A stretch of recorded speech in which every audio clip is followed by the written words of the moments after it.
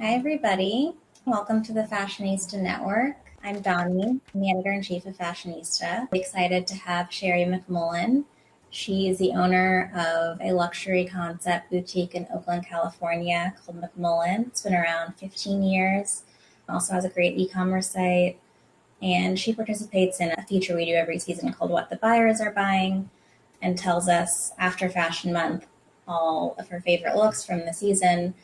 So we're going to kind of talk about that and her career as an entrepreneur and a new program for up-and-coming designers. Welcome. Hi, Sherri. Hi, Donnie. How are you? I'm good. How are you? Good. Amazing. Well, to start, do you want to I did a brief introduction of you, but do you want to tell people who aren't familiar about McMullen and what your role entails as the owner and buyer?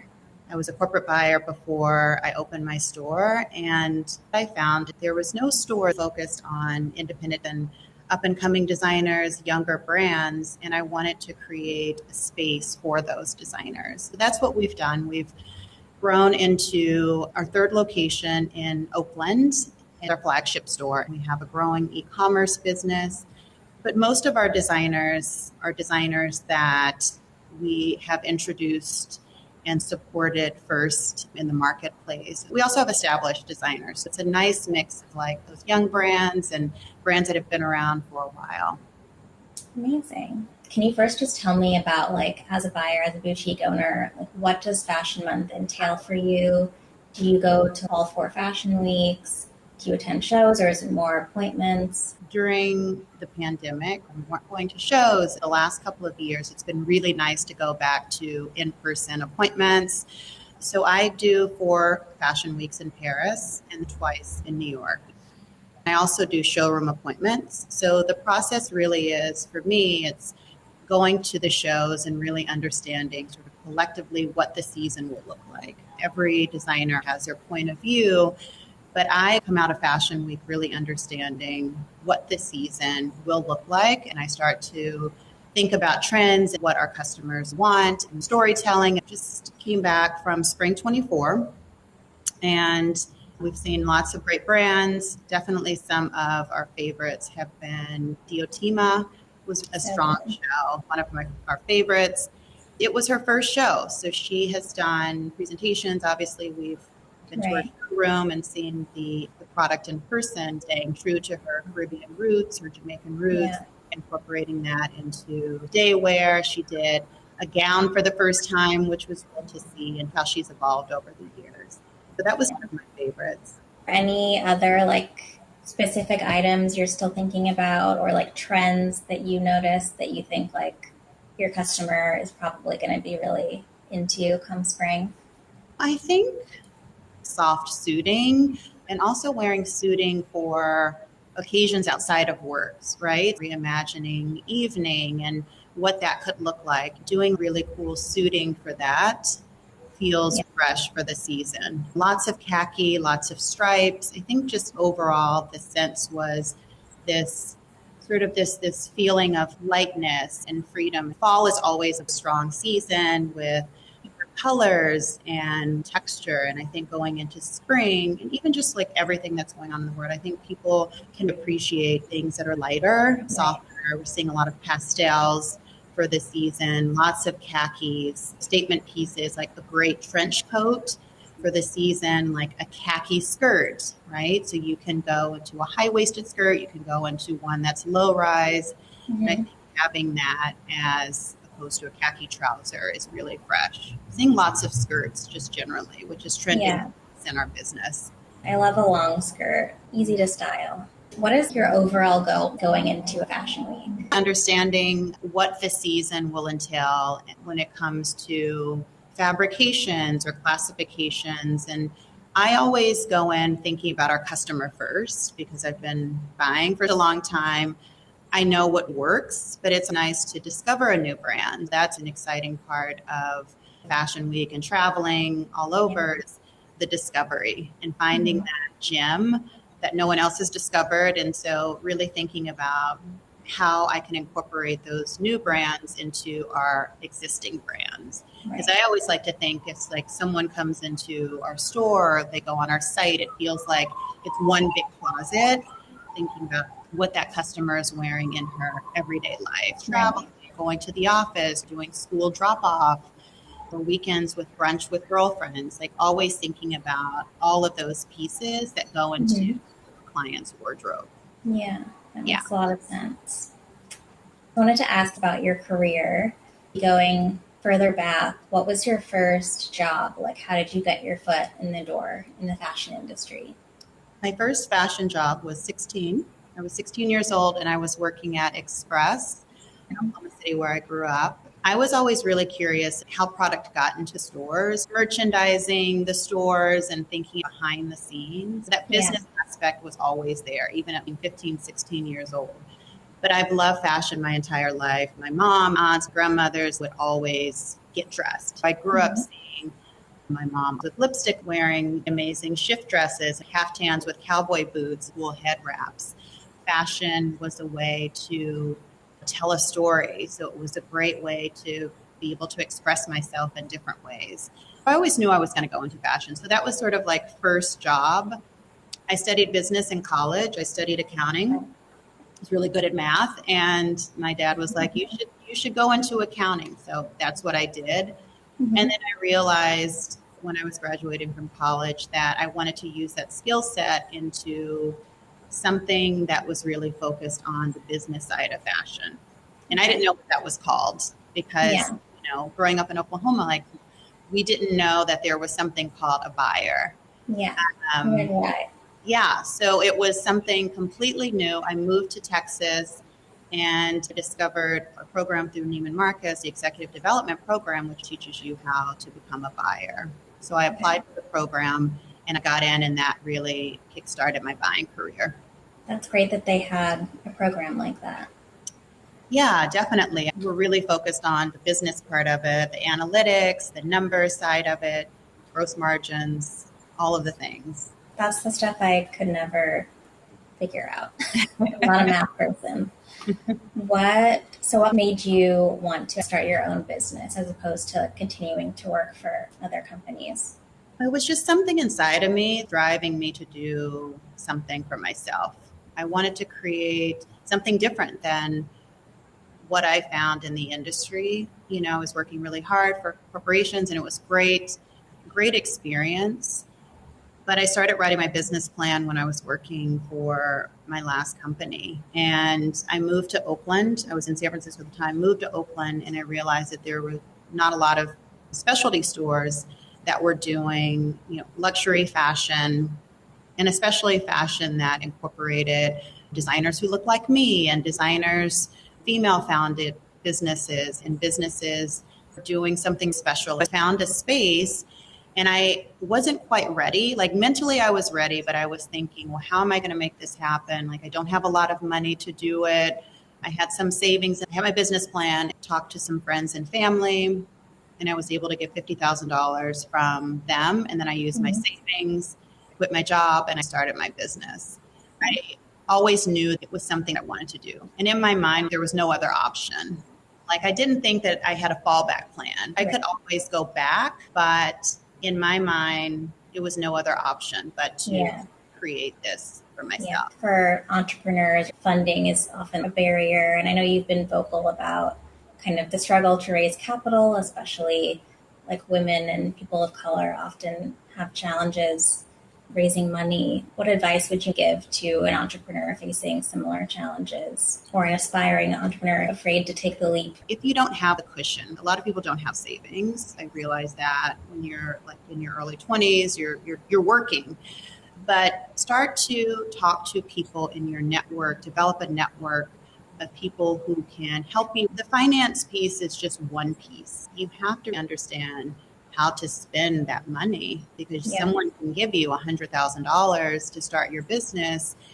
And if you're spending it all on inventory or equipment, and then you only have a little bit in the bank and you don't have enough cash flow to fund your business, then you're going to always need money month after month, year after year to fund it. Understanding how you can put the money to use in a really smart way. When I started, I had a mentor who said, Sherri, do not invest a lot of money on fixtures and making the store into this. I had no money for a designer, any of those things. I would go to antique fairs or Craigslist. I would find, people who were closing businesses and maybe they had something for free. Maybe they had mannequins for free. I still use refurbished mannequins. I still work with the same company that I worked with 16 years ago to get my mannequins, and they're refurbished.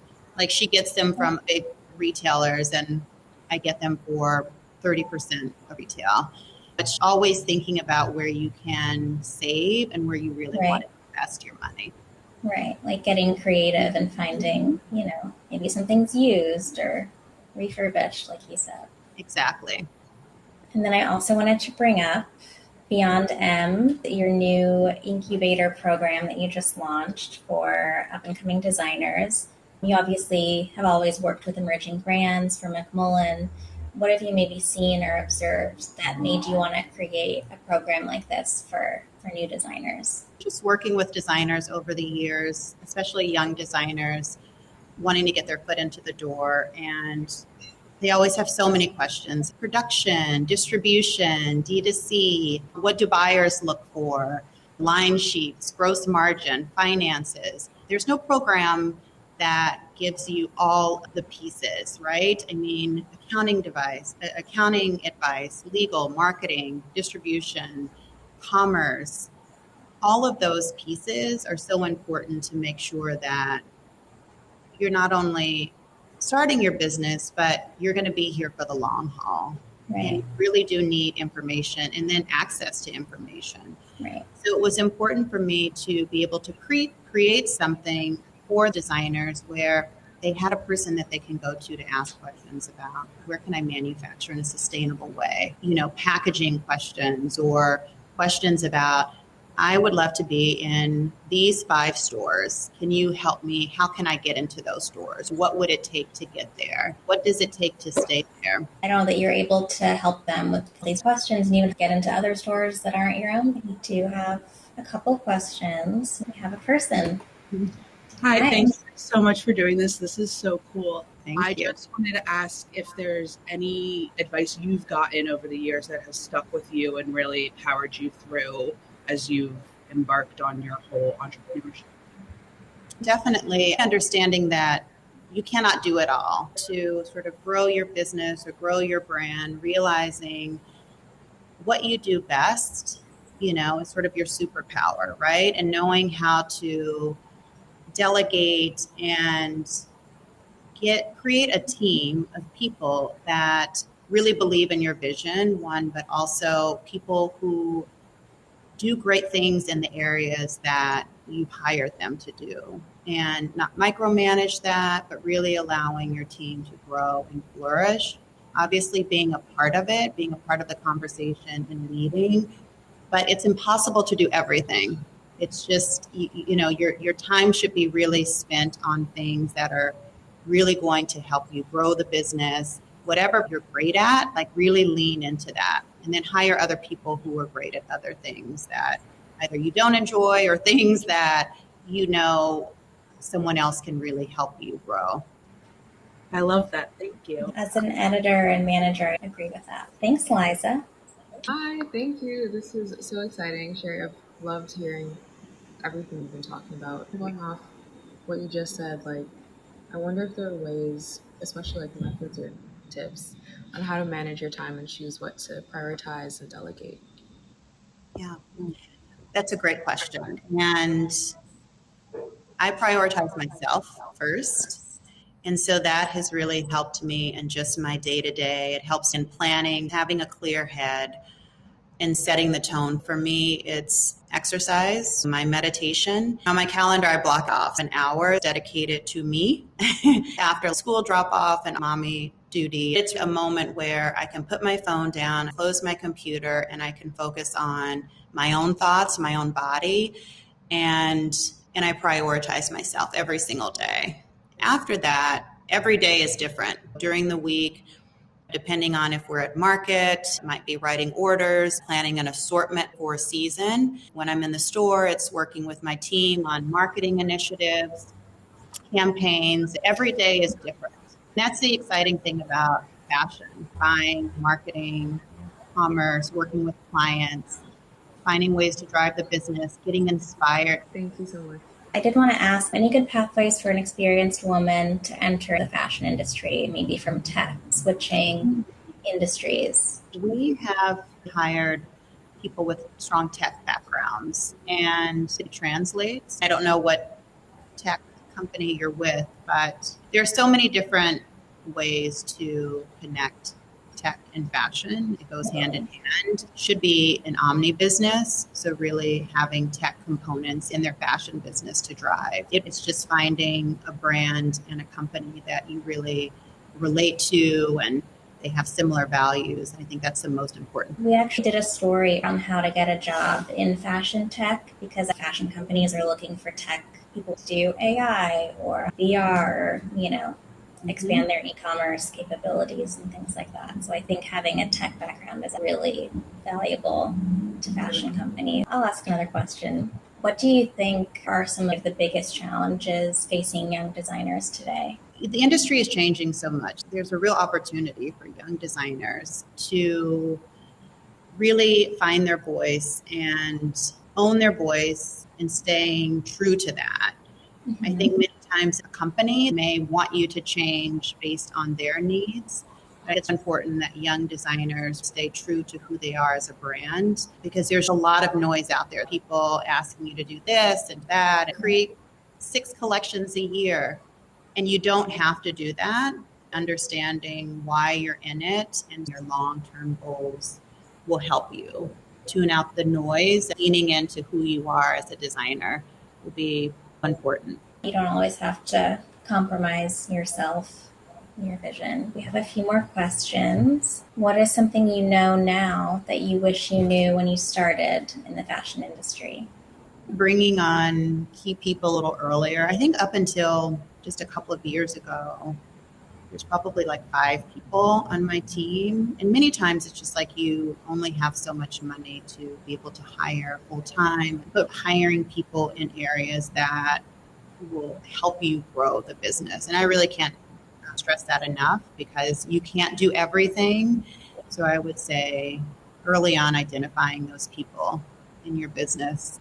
Amazing. Any thoughts on doing a fashion show in Oakland for a one-off fashion week featuring designers in the Bay Area and the West Coast? That's a great idea.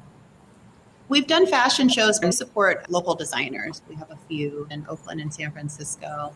We consider it.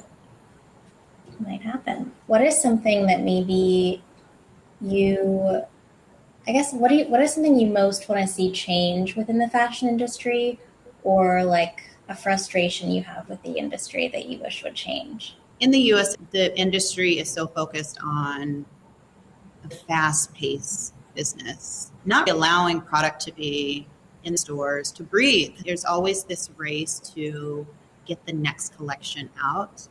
Mm-hmm. And what we're telling customers is that we don't value the collection that's in right now because we're in such a race to like sell it or mark it down very quickly to get the next collection in. And I remember during the pandemic, we talked about this a lot globally about slowing down, and it was our moment to slow things down. And we realized that there were some really positive impacts from that time. But as soon as things opened up, it's like we were right back to the same place. And it feels even faster. That's been one of the biggest frustrations because we talk about timeless fashion and things in your closet that last years, and really investing in pieces.